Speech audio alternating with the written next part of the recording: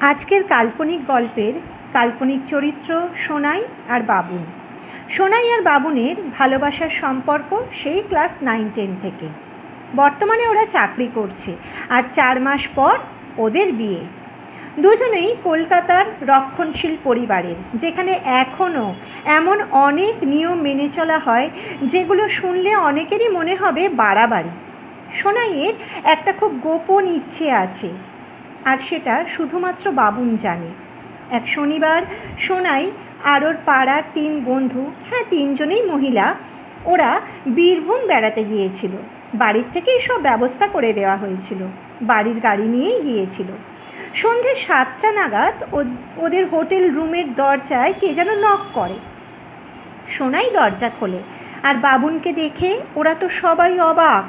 বাবুন সোনাইকে নিয়ে কলকাতার এক নাইট ক্লাবে আসে। আসলে সোনাইয়ের নাইট ক্লাবে যাওয়ার খুব ইচ্ছে, আর সেটা বাবুনের সঙ্গে বিয়ের আগে।